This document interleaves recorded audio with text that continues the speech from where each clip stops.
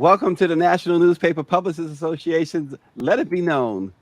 America has always had an infatuation with royalty, dubbing the Kennedy family America's royalty, but still, this nation has never been more smitten than it has been with the British royal family. With the passing of Queen Elizabeth yesterday, evidence of that love affair will undoubtedly continue for the next week and a half, or at least until she's buried. But like when the king of pop, Michael Jackson, died in 2009, another significant death occurred hours earlier. Farrah Fawcett passed away just a couple of hours before Michael. Well, yesterday, a few hours before the Queen's death, a celebrated, noble, and groundbreaking journalist died. And that's where we began this morning with our Twitter talk. Let's bring on the whole crew because we're going to talk about the Queen, yes, but we're going to first start with someone near and dear. Bernard Shaw, the groundbreaking and original CNN anchor, died of pneumonia. His family confirmed yesterday. He was 82 years old. And at CNN, Al, you probably can remember well that he reported on some of his generation's most memorable news stories. Al McFarlane, your thoughts on Bernard Shaw? Good morning, all. Bernard Shaw was certainly an inspiration, a person whose work and whose presence in the news field, I think, opened up doors, opened up the sensibility of our people doing global work, and not only to ourselves, because we've always been doing that, but to the globe itself that had chosen to exclude us from the table, the arena of critical thought, critical expression. Bernard was a person that broke the barriers and normalized our presence everywhere. I'm reminded, first time I was in Ghana, guys, I turned on television and I saw an African man wearing traditional African clothing, speaking in Twi, or the African language.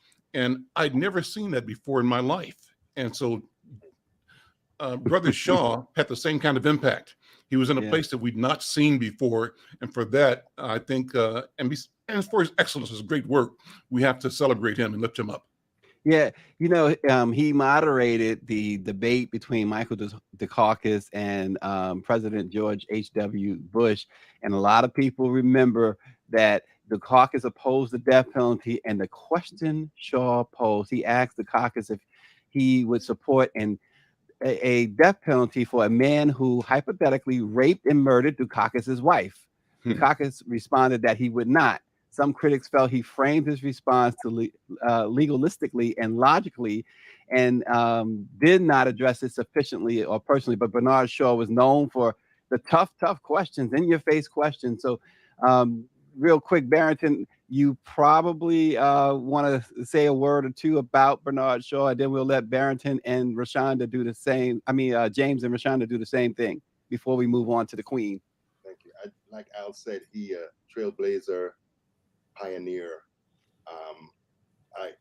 He's someone that I looked up to. Wasn't it's so interesting because when he was really doing his thing, there weren't a whole lot of Black anchors, Black people in so-called legacy media. So whenever I saw him, it was always it always caught my attention, and I almost want to say that it's a pity that he died on the day the Queen died, because he's not going to get the attention that he deserves. In my mind, he's much more relevant, much more noble, much more impactful than the Queen. But hey, that's life. Yeah. James, and then we'll hear from Rashonda before we move on. I'll be very quick. I agree with the sentiments of Barrington and Al. And I'll go to your point. Barrington kind of alluded to it, but I'll go to your point, Stacey, about Michael Jackson. Farrah Fawcett May just passed, but Michael Jackson passing just immediately took over the news of that week, that year. Let me just say this. Bernie established CNN as a news player in terms of the networks, and I hope he gets credit for that, as he should. As he should. Rashonda. You're on mute, Rashonda. Uh-oh, we lost your audio. Nope, we can't. We don't have you. And there you go. There you go. Go ahead. Okay, yeah, not sure what happened. Good morning. Yeah, I am. For me, Bernard Shaw just symbolizes all that is journalism. I just remember back my first real memory of wanting to do this and be in news was watching his coverage of the assassination attempt on President Ronald Reagan. So, to me, he epitomized all that was television news. I just always felt like he was the go-to person when we needed historic events weaved into our storytelling. He was a master at that. But the biggest thing was his ability to always give back to the younger generation. He was committed to that, and it showed. Yeah, and real quick, you mentioned the assassination of Ronald Reagan. You remember the reporting there. You remember Press Secretary, was it Press Secretary James Brady? Yes. Was shot as well, and many reported immediately his death. And when asked, when Bernard Shaw went on, he did not report Brady's death.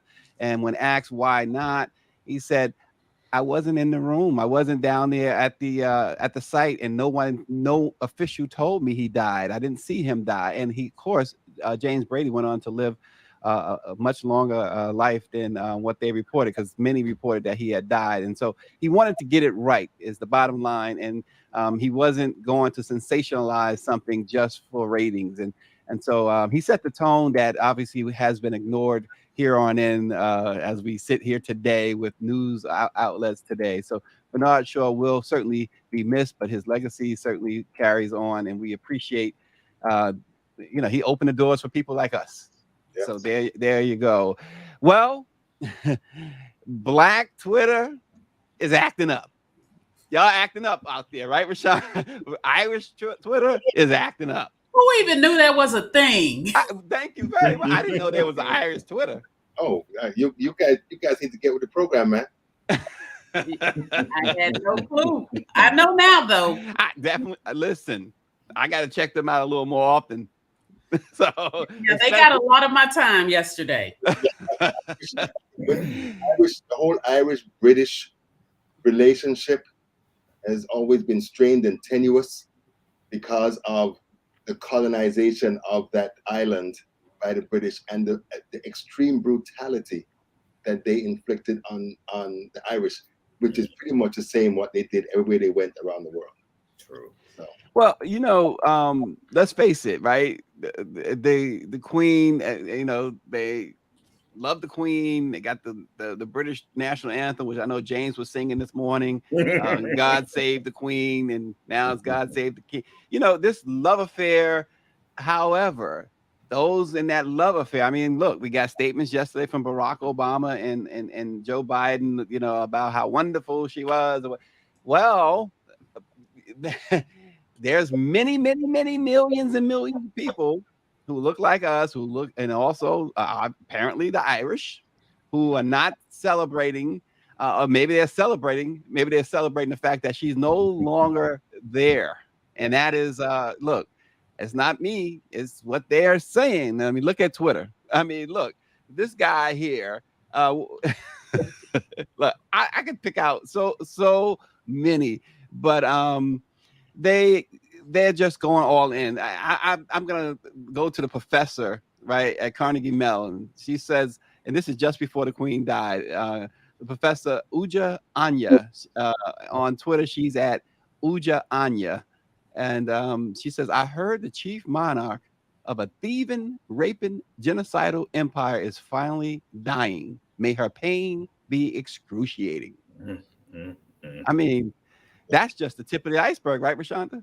It is, and Jeff Bezos from Amazon was just so appalled that he tweeted in response to it, and he basically blasted her. And this sister was not moved. She replied to him, "May everyone you your merciless greed have harmed in this world remember you as fondly as I remember my colonizers." She was not backing down. And it's a lot of people that feel that way.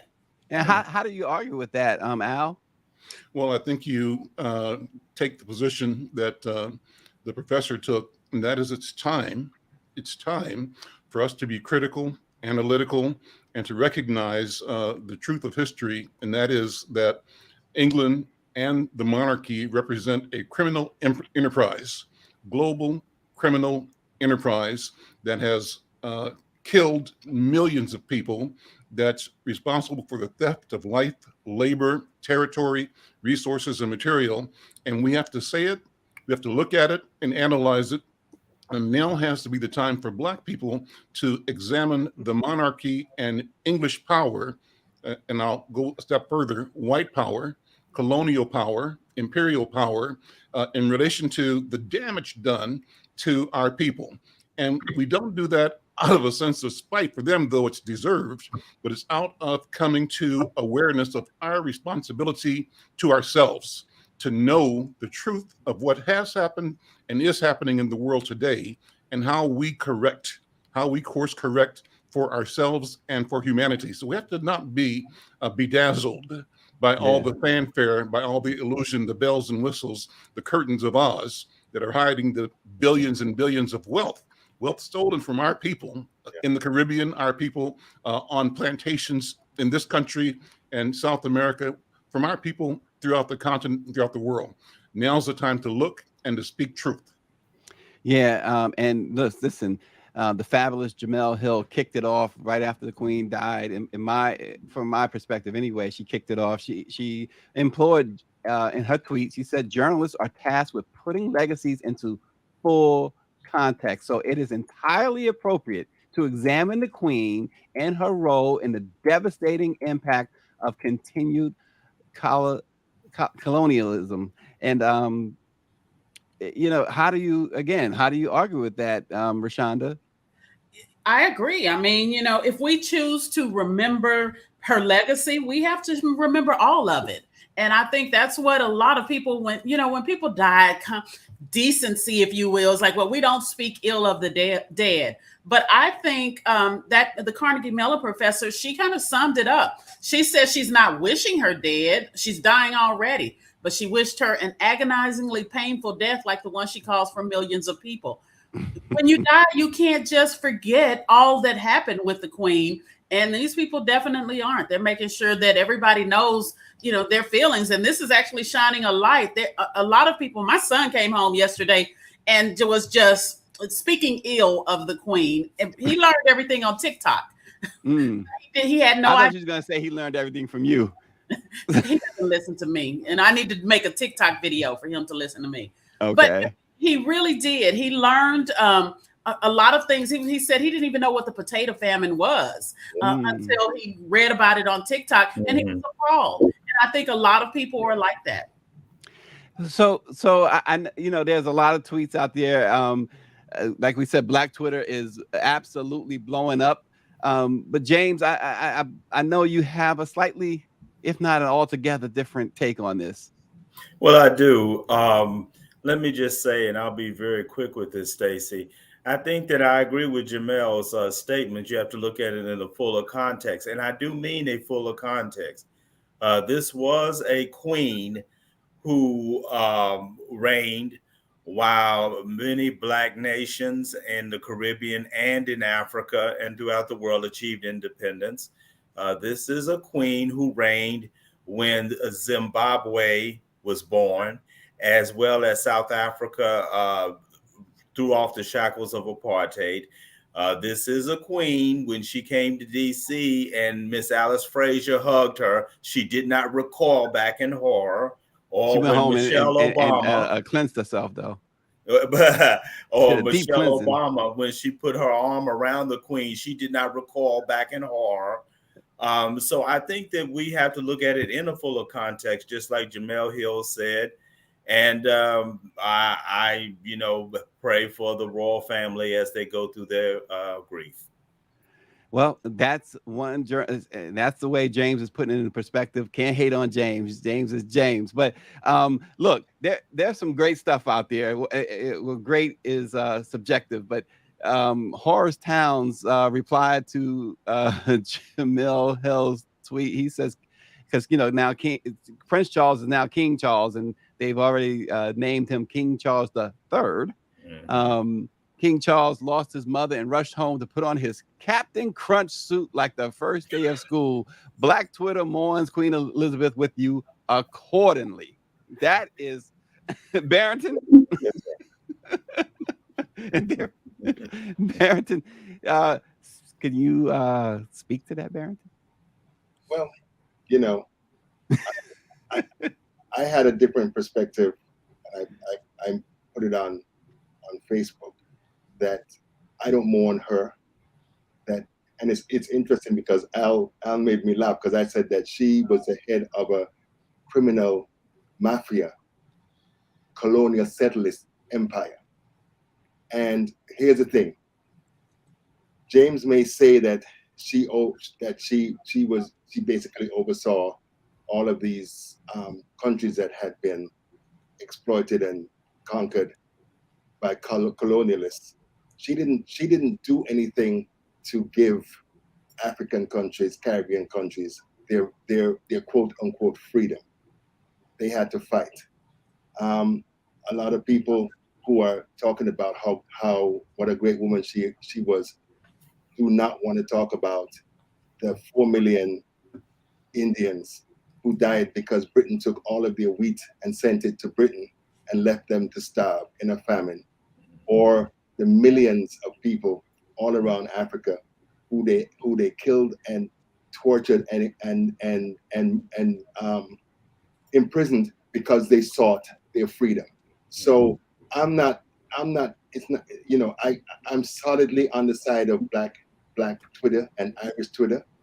I don't, we all got to die. She was 96 years old. It's not like she was 15. She left. She's gone.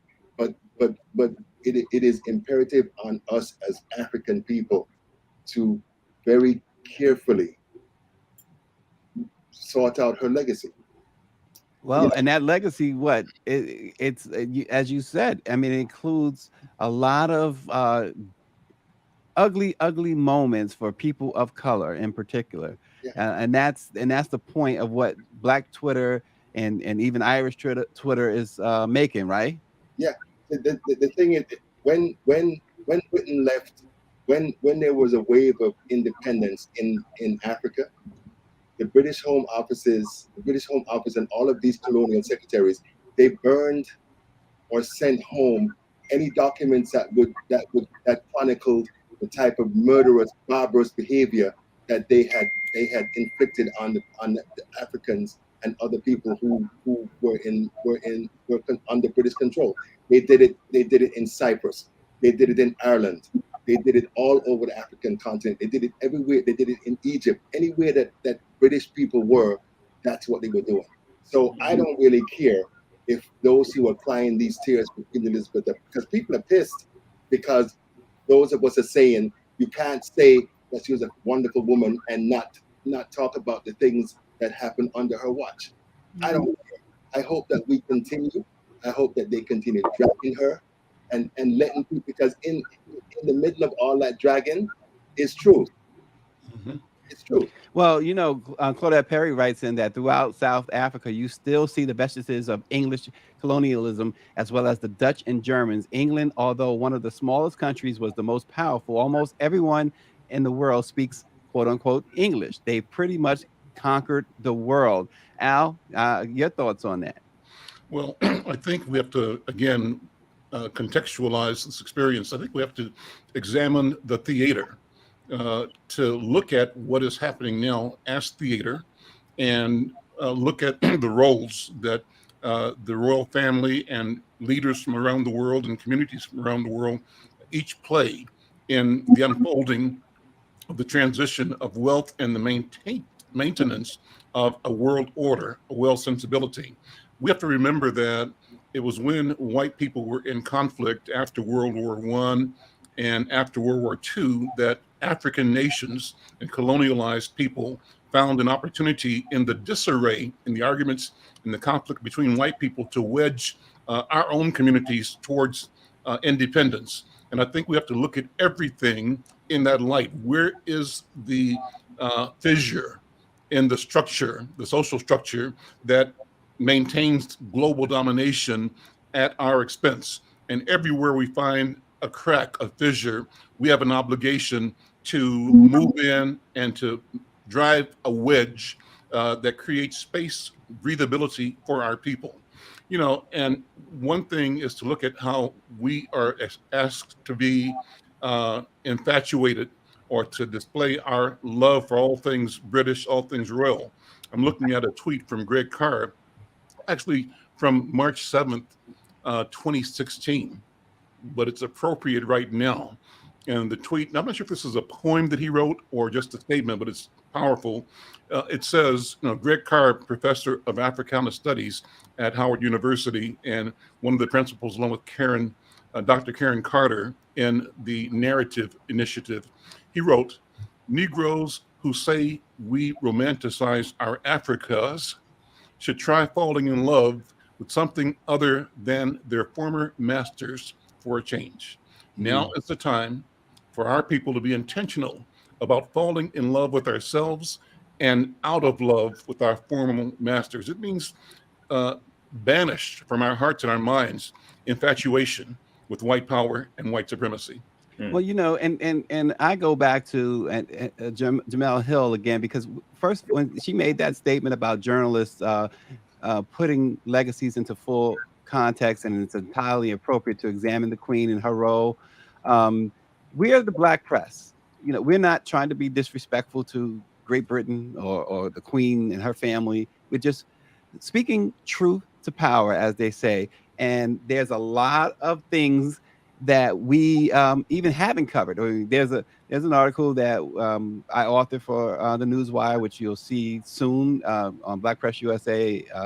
You can see it in the Washington Informer already, and other Black newspapers. And it talks about her legacy, the Queen's legacy, through the lens of colonialism and Black lives. And Rashonda, speaking of Black lives, the Queen was reticent to support or say anything positive about Black Lives Matter. She was reticent and refused to weigh in on the George Floyd situation when the whole world was doing so. There was the National Archives showed, and this is in my article as well, that she was exempted from discriminatory actions, meaning that no one could bring a discriminatory action against her. The palace folks were told that clerical workers or anybody of any position in the palace could not be a person of color. The role of the person of color, and this is a direct quote from the National Archives from a high-ranking official at Buckingham Palace, you could only be a servant. This was the Queen's legacy. Meghan Markle, her daughter-in-law, went on Oprah and talked about feeling like she wanted to commit suicide. And her husband, Harry, who obviously is now the black sheep, if you will, of the family, talked about how the racist attacks against his wife and the family did nothing. He said that was devastating. Rashonda? You're right, and they are powerful. So she had the ability to do something about it, you know. But little Archie's too brown. That was the concern with him taking over one day. You know, these are jokes on Twitter, but the reality is they are rooted in collective trauma, and that's where all of this is coming from. I saw I don't know if you saw the statement from the Economic Freedom Fighters. That is a South African political party. So they really issued a statement, and they said they noted the death, but they were honest. We don't mourn the death because to us, her death is a reminder of a very tragic period in this country and Africa's history. Mm-hmm. They went on to say officially that, you know, they cannot properly mourn someone that reigned for 70 years. I think that's what a lot of people are losing sight of. This isn't something that just her ancestors did and where people are wrongly attributing to her. She's been in power for 70 years as a head of institution. And the Economic Freedom Fighter says she sustained, built up, and lived off that brutal legacy of dehumanization of millions of people across the world. Yeah, and let me highlight what at Ya Asante Waba, and it's at YAA capital A SANTE WAA capital BA. What this Twitter user wrote, and it goes along with what you just said. He said, a reminder that Queen Elizabeth is not a remnant of colonial times. She was an active participant in colonialism. She actively tried to stop independence movements and keep newly independent colonies from leaving the Commonwealth. The evil she did was enough. Barrington?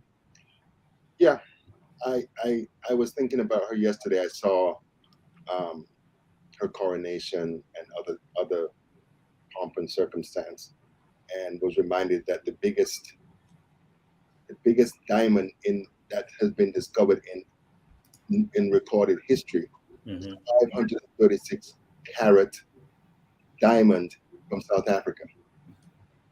One of Kohinoor is one of the biggest diamonds that they found in India. That is in her royal collection as well. These people are thieves. These people are scoundrels. $12 billion, Barrington, was the Queen's reported net worth. And the thing, when you think about it, David Cameron came to Jamaica in 2015, and former Prime Minister Portia Simpson said, we need to talk about reparations, and he's told her, all you all need to get over it, and then left Jamaica, and the next week was front and center at a Jewish memorial talking about never forget. So that's the type of stuff that we're dealing with. She has never. You said something earlier about her not saying anything about George Floyd and stuff. It was one of her, I don't know, rules, I guess, tenets, that she would not comment on anything going on in the world, because she wanted to be able to stay above the fray, so to speak. So that's the reason why. And that's why they said it may cause problems for King Charles III. Yeah. Because he's always given his opinion about this, that, and the other. I am hoping that what happens is what Al has suggested, that this moment presents a fissure that we can help to tumble the British royal family. Because, I mean, she had her 70th Jubilee a few months ago. And February, yeah. And in February, and a friend Yes. of mine in England said to me that they spent like £14 million at a time when people don't have jobs because of COVID, when the price of energy is going through the roof, when the salaries are so shabby, and all of the most wealthy ones are the ones that are continuing to siphon off resources and money from the British people. And the thing is too, there's been talk on Twitter, of course, and other places about her distaste always for Princess Diana, and along with those comments, we see a lot of pictures of Diana with African children hugging little African babies, talking with African men and women, something that apparently the Queen did not take too. One of the many things about Diana she didn't take too kindly about. A lot of people blame Elizabeth for allowing that situation to get to the point where Diana was so much in a meltdown. I mean, obviously she was in that horrible accident. Some paparazzi was trying to get pictures, but what role, Al, before, during, or after did the Queen play in that? Well, I'm not sure I can answer that question. What's on my mind, though, Stacey, is that now is the time for a collective jail break. We have to have a discussion around the planet among our people that, as I said, when you see a fissure in the institutions of power, the structure of power, no matter how big or how small, look at it as significant and determine that what we must do is break out of the mind mold that sustains white supremacy. Our objective is that it be dismantled and destroyed, not because we focus on it, but we focus on ourselves. That as we discover how to be our true selves and our building of relationships among ourselves around communities and around the world, around the planet, create commerce and exchange and interaction, figure out how to be with each other over a long period of time. And that being together builds a trust, a process, a system that in and of itself breaks the mold of the white stranglehold on the economy, the political, and the moral structure of that's been imposed. We have to break that, and we break it by being ourselves, discovering ourselves. So, Stacey, can I say real quickly? Yep. That piggybacking on what Al said, we will never gain true freedom until we break away from this economic system.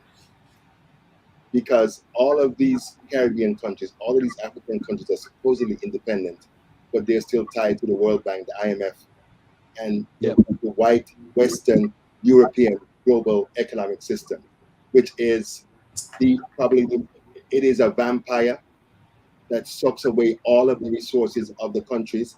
So they have just basically replaced physical chattel slavery with economic slavery. And that's what Captain Thomas Sankara fought against. And that's why they killed him. Because he refused to take money from the IMF or the World Bank. He made Burkina Faso economically self-sufficient. And Margaret Thatcher and the CIA, the president of the Ivory Coast said, no, this can't stand, and they assassinated him. Wow. Go ahead, James. Yeah. Let me just make two quick James points. said, y'all just killing me here. You're killing me this morning. That's my queen. Let me make my two quick points. Barrington is right in terms of the Queen not speaking out about George Floyd or even back in the 1980s, apartheid and those other issues, because she was an institutionalist.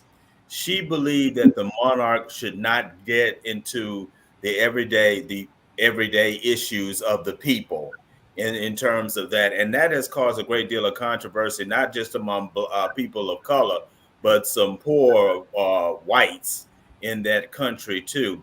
Number two, keep in mind that when Queen Elizabeth, when she became queen, there was a Cold War brewing. It was the United States, the West versus the Soviet Union. So if she wanted to keep the colonies, which I totally disagree with her on this, is because of this fear that they would become Soviet satellites and would spread communism. And so that was the reason why, if she had that view. Now, is that a view I agree with? No. But that was her view, and that's the way that she saw it. Rashonda's struggling with what you just said, James. She's just having a major meltdown over there. I'm gonna let her go ahead and just, do what she do. I'm gonna let the royals, I'm gonna let the British mourn their queen, and the only queen I'm mourning is Queen Latifah. I not. Is Latifah gone? Don't tell me Latifah. We missed. Not where you would see me pulling out my tissue. I just cannot divorce the history of the Queen. I understand that she may have done a lot for the British, but I can't divorce all that she also did for my people. And plus, I can't also, they're supposed to be so regal, and we just gonna gloss over the fact that a side chick is about to be. Now somebody talking. A side chick about to be queen. Yeah. So let me run something else by. When I visited London, cousin and I were driving around downtown in one of those open air buses, sightseeing. And what I always tell people is I remember on every street corner statues and monuments, Lord this, Duke that, Earl this, King, Queen, lady that, lady this. I said, God dog, no wonder these people think they're all that, because they remind themselves of what they want to be and how they project themselves. That's why they feel they own the planet, that God was their idea. We have to disabuse them of that, and we do it a couple of ways. Not that we have to imitate them, but recognize that even that ideation, that effort to be is an appropriation. The knowledge they have is knowledge stolen, but not acknowledged, appropriated from African people. So back to reclaiming ourselves, our identity, our invention of knowledge, our creation of innovation, and how do we make those things once again through a process, a system of cooperation and collaboration, serve our people and serve humanity in a way that they have sought to not do it. So somebody has to have a discussion about the patriarchy and a conversation about kingship, not only the royals in Britain and England, but the question of royalty has to be discussed differently. Royalty as a strategy that disempowers ordinary people all over the planet. Now's the time to begin the discussion, and in the beginning of that discussion, configure new ways to create relationships that are universal, global, moral, right, regenerative, and supportive of the humanity of every living person on the planet, starting with you and me, with ourselves. Well, you know, it's interesting because, you know, this idea of royalty. I mean, like I said at the top of this program, America has always been smitten with it. But you know, I recall, and maybe Barrington can relate to this too. Maybe you, Al, and Rashonda, even James, in our communities, and certainly in my community, I grew up, you know, in South Jamaica, Queens, and we were all, even back then. I'm 54 years old. Don't say it, James. I'm 54 years old, and I recall as a kid this idea that our women were queens, our men were kings. It was just rampant, and I see it today too. And a lot of times I see people on social media refer my black king or my black queen. Yeah. Black people took a stand a long time ago that this idea of royalty belonged to you, us, this color, right? And so hearing what Al was saying, it's you think about it and you realize even more when you think about it from those lenses. You think about even more what Al's saying and how deep is what he's saying. Barrington, I know you wanted to jump in. No, I was going to say that Al is so right. There, for me, when I think about the kingly and queenly nature that we need to adopt, it is more than just the name. It is the way we treat our women. It's the way we treat each other. It's the way we look at ourselves. It's spiritual. It is so many. There are so many different elements. And I you know, if this were some years ago, Queen Elizabeth's passing would have triggered me. I was born in London, and my parents were members of the Windrush generation. We caught absolute and total hell for the time that we were there because they said they didn't want any niggers in England. They called us gollywogs. They asked us where our tails were, all that type of stuff. So what Meghan Markle experienced is just an extension of a mentality and a framework that has always been a part of Britain. And they've been really good with glossing it over and pretending that, you know, it's tea and crumpets and all that foolishness. We got to break away. We got to break away. I'm telling you, the amount of Black Brits, because I know a lot. I have a lot of family in London, in England, and know a lot of people on social media. The amount of Black Brits whose day was messed up because this woman who they don't know, who ain't never care about her, died, just boggles my mind. And it is so indicative of the psychological slavery that we still find ourselves in. I took a meme from Facebook with Stephen from Django cry holding Queen Elizabeth. I saw it. It's true. I saw only Barrington. Only Barrington. Hey, you gotta be honest, bruh. Yeah. Look, we said what? Truth to power. And Greer, I just need 5 minutes with Rashonda right now because she said something that I just enjoyed her saying, the side chick thing. You know, men can be vain too, especially when we picking our women, right? But what in the world? I mean, Charles was with Diana. She was a young, by all, you know, accounts, a beautiful woman, you know, and Camilla has always looked like she's like 115 years old. Always. I mean, back in the 80s, she looked 100 plus. She looked like a horse. And so what's the deal with that? Now she is queen, right? But what's the deal with that, Rashonda? I mean, give me some perspective. You know, he needed somebody that can stay in the house and do what he said. I just do not like the double standard. You know, from the queen having her favorite son being a pedophile to all of the issues that the royal family had, and then you look down with disdain when your grandson brings home a black girl. And back to Camilla, I just think that Charles, I don't know what made him fall in love. Beauty is in the eye of the beholder. But Princess Diana was just too much for him, I suppose. And he needed somebody that he could keep locked in the closet. She'd be okay with it. They said he needed an ear and a spear. It was a very transactional relationship between his and Diana's relationship. No, Is it Camilla? Camilla? Charles and the Queen decided that as the next king, as the next person in line to become the monarch, they needed an ear and a spear. So Diana, that's what Diana was. And if you look at a lot of these monarchies and stuff, they don't marry these people because they love them. Right. They marry them because it's going to be economically beneficial, because it's going to help smooth out relationships between countries and all that type of stuff. That's all it is.